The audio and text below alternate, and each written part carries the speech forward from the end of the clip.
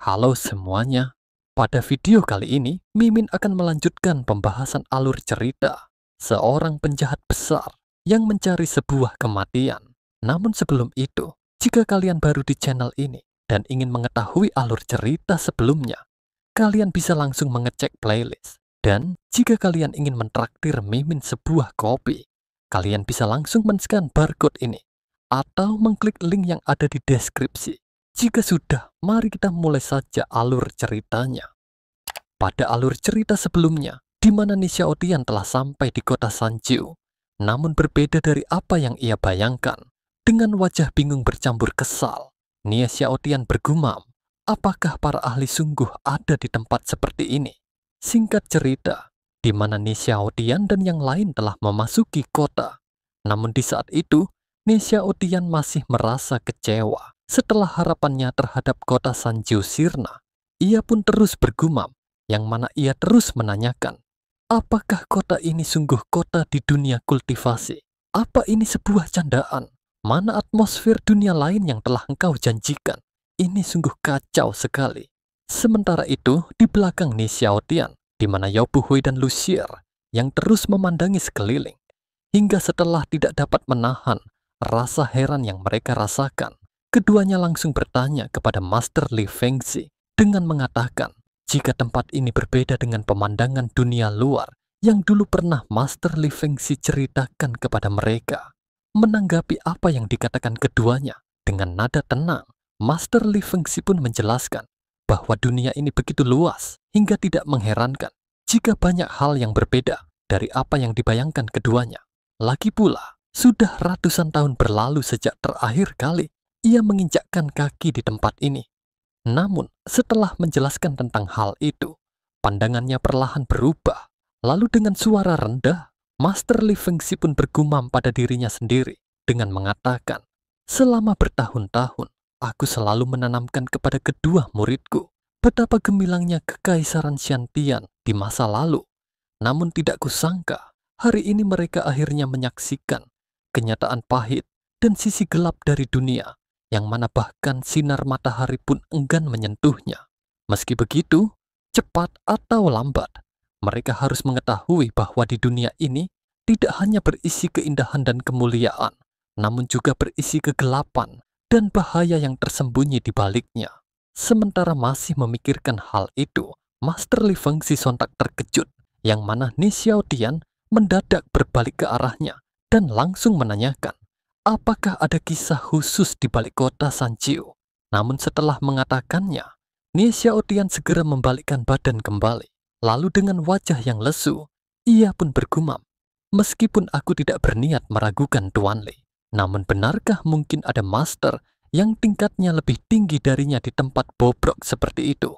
Jika lawanku hanyalah orang lemah, bagaimana mungkin mereka dapat menghabisiku? Melihat perubahan ekspresi dari Nisha Odian, Master Li Fengxi hanya tersenyum tipis, lalu dengan nada tenang mengatakan, meskipun kota Sanjiu mungkin tidak sejahtera seperti yang ia bayangkan, namun penguasa kota, Jia Renyi adalah ahli tingkat puncak di alam 7 daun. Lagi pula, kota Sanjiu berada di tepi wilayah dinasti 9 mendalam. Jika di wilayah perbatasan saja sudah ada ahli sekuat itu, bayangkan seperti apa para ahli yang akan kita temui ketika kita melangkah lebih dalam ke jantung dinasti tersebut. Setelah mendengar perkataan Master Li Fengxi, Nisha Odian sontak terdiam sesaat, merenungi setiap kata yang baru saja diucapkan oleh Master Li Fengxi, hingga wajah yang sebelumnya terlihat lesu, perlahan berubah menjadi lebih bersemangat, sembari ia bergumam, benar sekali, ini adalah wilayah perbatasan. Cepat atau lambat, kita pasti akan bertemu dengan para ahli yang jauh lebih hebat lagi nanti. Hingga setelah itu, Nisha Odian pun mengatakan secara langsung jika ia akan melihat dan menunggu. Setelah mendengar apa yang Nisha Odian katakan, Master Li Fengxi sedikit merasa lega, yang mana pada saat bersamaan Master Li Fengxi juga bergumam, syukurlah Nisha Odian tidak meragukan perkataanku. Kalau tidak, dia pasti sudah berbalik dan pergi. Lalu bagaimana aku bisa membawanya bertemu dengan musuh lamaku? Kemudian, sembari memandangi cakrawala di atas kota Sanjiu, Master Li Fengxi pun bergumam kepada dirinya sendiri bahwa kota Sanju awalnya merupakan kota perbatasan utama dinasti Xiantian, dan di balik dinding-dinding kusamnya terdapat sebuah sejarah kelam yang dimana pasukan yang seharusnya setia berubah menjadi pengkhianat, bersekongkol bersama pemberontak lain, hingga berhasil menggulingkan dinasti primordial dan mendirikan apa yang kini dikenal sebagai dinasti Sembilan Mendalam. Lalu penduduk yang merasa berjasa atas perubahan itu, mereka pun menciptakan zona tanpa hukum, menjadikan perbatasan sebagai lahan subur bagi ambisi dan orang-orang yang memiliki siasat tersembunyi. Setelah mengingat kembali tentang hal itu, dalam keheningan pikirannya, Master Li Fengxi menyesali betapa naif pilihan masa lalunya, karena mengira gelarnya sebagai seorang permaisuri dapat mengumpulkan kembali bawahan lamanya, termasuk Jia Renyi, yang tanpa ia duga selama ini menyimpan niat jahat dengan harapan merancang pemberontak kepada dinasti Sembilan Mendalam. Namun rencana itu justru berbalik menghujaninya, mengakibatkan keberadaannya terbongkar, dan para pengkhianat akhirnya mengejarnya hingga ke tanah terlarang Kabut Merah. Dan tidak hanya mendapatkan luka parah, ia juga kehilangan Liontin Giok. Kini, dengan membawa Ni Xiaotian ke kota Sanjiu, Master Li Fengxi berniat menuntaskan dendam lamanya dengan menggunakan pengaruh Ni Xiaotian. Namun ketika memikirkan hal itu, ia pun kembali tersadar bahwa kembalinya Mitian bukanlah sekadar urusan pribadi, melainkan sebuah bencana bagi seluruh benua. Sehingga oleh karena hal itu, Master Li Fengxi pun mengubah rencananya, yang mana ia akan membuat sebuah konflik di antara Ni Xiaotian dan Jia Renyi, hingga keduanya akan berselisih. Namun ketika Master Li Fengxi masih memikirkan cara untuk membuat keduanya saling berkonflik, Lu Xie yang berada di belakang tiba-tiba mengeluh karena merasa lapar setelah perjalanan panjang mereka. Namun karena keluhan sederhana itu, Master Li Fengxi justru mendapatkan sebuah ide, sehingga ia segera bergerak mendekati Ni Xiaotian dan berkata bahwa hari sudah mulai gelap, kemudian menyarankan mereka untuk segera mencari tempat menginap dan makan. Lalu dengan itu, mereka juga dapat memanfaatkan kesempatan itu untuk mencari tahu keadaan kota Sanjiu. Sementara itu, Ni Xiaotian yang sedikit tersentak karena Master Li Fengxi yang secara tiba-tiba mendekatinya, ia pun menyetujui sarannya dan akan mengikutinya. Setelah mendengar apa yang dikatakan Ni Xiaotian, Master Li Fengxi langsung menarik tangannya. Lalu dengan nada bersemangat, Master Li Fengxi pun berkata bahwa ia teringat sebuah tokoh ternama yang berusia seabad. Kemudian ia pun menanyakan kepada Ni Xiaotian, mengapa ia tidak ikut bersamanya menikmati adat dan budaya khas kota kuno. Sementara itu, melihat apa yang dilakukan oleh master mereka, Yao Buhui dan Lu Xie terlihat kebingungan, yang mana keduanya saling menanyakan mengapa master mereka tiba-tiba tampak begitu antusias. Dan pada saat yang sama, keduanya juga dapat merasakan ada sesuatu yang sedang disembunyikan dari mereka. Singkat cerita, mereka kini berada di toko yang disarankan oleh Master Li Fengxi, meninggalkan Lu Dangqi di luar dengan memberikan makan kepadanya beberapa rumput-rumputan.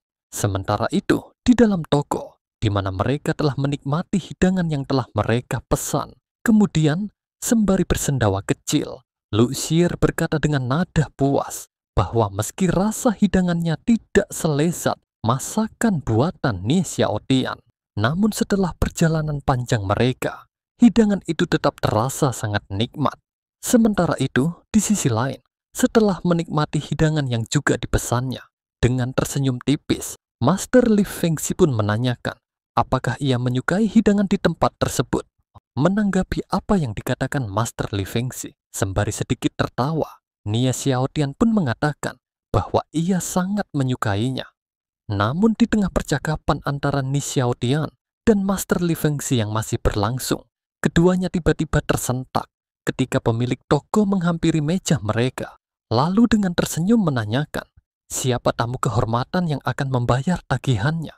Setelah mendengar apa yang dikatakan pemilik toko, Master Li Fengxi yang telah menyiapkan sebuah rencana agar Ni Xiaotian dan Jia Renyi berselisih, ia pun mulai berakting dengan menggaruk kepalanya dengan canggung sembari berkata, meski ini sungguh memalukan, namun ia telah tinggal di pegunungan, sehingga kantongnya benar-benar kosong, dan meminta apakah Ni Xiaotian bisa membayarnya. Sementara itu, Ni Xiaotian yang sebenarnya hendak mengatakan bahwa ia juga tidak memiliki uang, namun belum sempat membuka mulut, sebuah pikiran spontan langsung terlintas, yang mana Ni Xiaotian pun bergumam di dalam hati. Jadi, kakek ini mau aku yang mentraktir. Namun masalahnya, aku bahkan tidak memiliki mata uang dunia ini. Apa aku harus menyerahkan diri sebagai bayaran? Atau mencuci piring seharian hanya demi sepiring makan? Namun di tengah suasana yang semakin canggung, Yao Buhui tiba-tiba menyela percakapan mereka, lalu menawarkan diri untuk membayar makanan yang mereka pesan dengan berkata, "Tuan Ni, bagaimana jika aku yang akan membayar makanan ini? Lagi pula, sebelumnya kami telah banyak menerima bantuan dari Anda. Anggap saja hal ini sebagai ucapan terima kasih." Merespon apa yang dikatakan Yao Buhui kepadanya, Ni Xiaotian langsung menolak, lalu dengan nada sopan berkata bahwa mana mungkin ia akan membiarkannya membayar makanan yang telah mereka pesan. Namun pada saat yang sama, Ni Xiaotian juga bergumam bahwa perkataan Yao Buhui muncul pada momen yang sangat tepat. Sementara itu, mendengar ucapan Ni Xiaotian tanpa mengetahui bahwa sebenarnya Ni Xiaotian berharap merekalah yang akan membayar, Lu Xie pun segera mendekati Master Li Fengzi. Lalu dengan tersenyum lebar, ia pun berkata, meskipun master mereka terkenal sedikit pelit, namun ia juga tidak pernah mengurangi uang saku yang diberikan, sehingga membayar satu kali makan jelas bukanlah masalah. Dan begitulah, setelah disepakati bahwa Yao Buhui yang akan membayarnya, ia pun segera menanyakan kepada pemilik toko berapa total yang harus dibayar untuk semua hidangan yang telah mereka pesan. Menanggapi hal itu, pemilik toko pun berdeham pelan sembari mengangkat satu jari, lalu mengatakan bahwa total yang harus mereka bayar adalah 1000 batu spiritual. Sehingga begitu pemilik toko menyebutkan jumlahnya, Ni Xiaotian dan Yao Buhui sontak membelalakkan mata, jelas terkejut mendengar biaya yang jauh lebih tinggi dari dugaan mereka. Namun, ketika menyadari bahwa pemilik toko sedang memeras batu spiritual dari mereka, Yao Buhui bersama Lu Xie segera memprotes, yang mana menurut mereka, makanan seperti itu seharusnya hanya bernilai 3 batu spiritual saja. Akan tetapi, mendengar apa yang mereka katakan, pemilik toko tampak tidak memperdulikannya, dan ia justru langsung menepukkan tangan, seakan-akan hal itu menjadi sebuah pertanda untuk seseorang.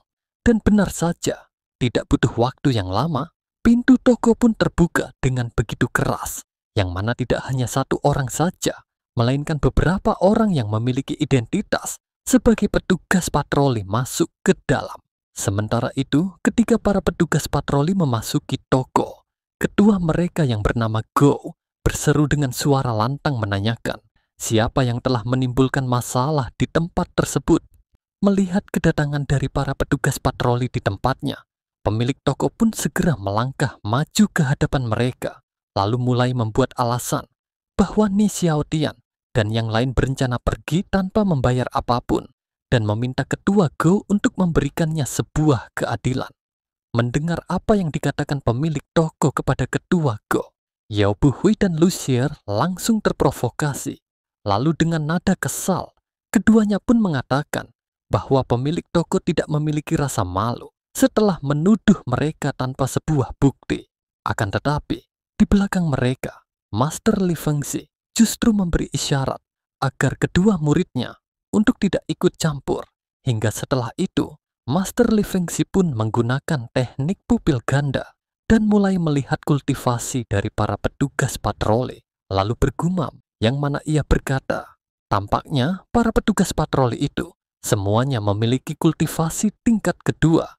Meskipun kita tidak perlu takut kepada mereka, namun bagaimanapun mereka tetap berada di bawah yurisdiksi kediaman penguasa kota, sehingga kita tidak bisa sembarangan menyinggung mereka. Oleh karena itu, kita harus mengalihkan konflik ini kepada Ni Xiaotian. Dan begitulah, sampai di sini dulu pembahasan alur cerita seorang penjahat besar yang mencari sebuah kematian. Jika kalian suka dengan alur ceritanya, jangan lupa untuk tekan tombol like dan subscribe. Jika sudah, Mimin pamit undur diri dan sampai jumpa di video berikutnya.